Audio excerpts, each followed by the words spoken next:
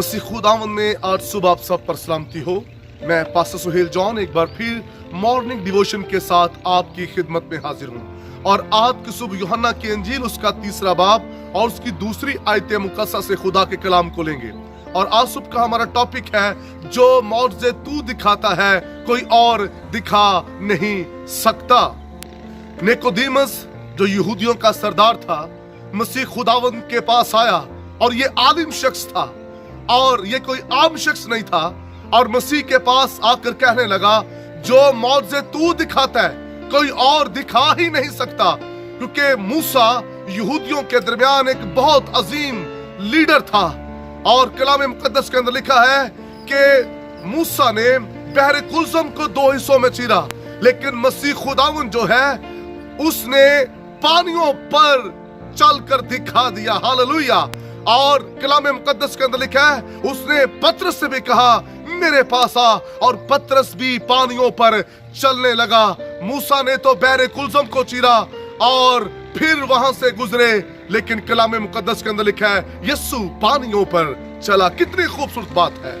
और इसलिए निकोदेमस ने कहा, जो मौजज़े तू करता है कोई भी नहीं कर सकता और तू खुदावंद की तरफ से उस्ताद होकर आया है। और ऐसे ही अलीशा उनके दरमियान एक अजीम नबी माना जाता था। अलीशा ने कलाम मुकद्दस में लिखा है कि 20 रोटियों के साथ 100 बंदों को सैर किया।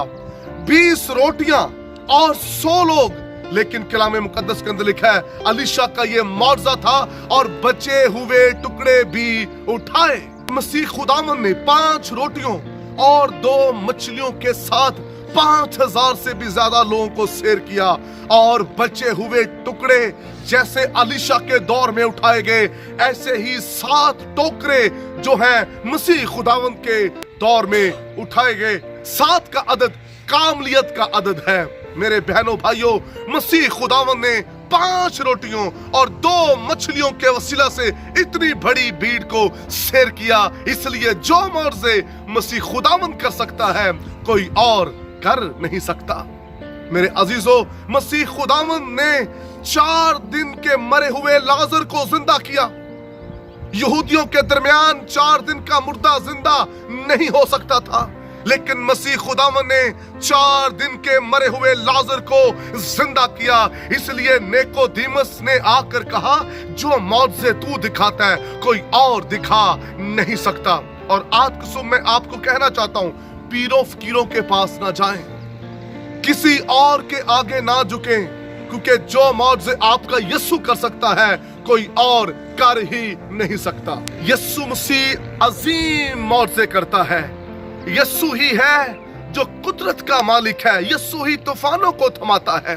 यीशु ही बड़े बड़े काम करता है।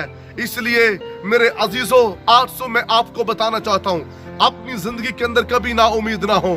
खुदा आपकी जिंदगी के अंदर बड़े बड़े काम करने की कुदरत रखता है और वही खुदा आज की सुबह आपकी जिंदगी में भी बड़े काम करेगा।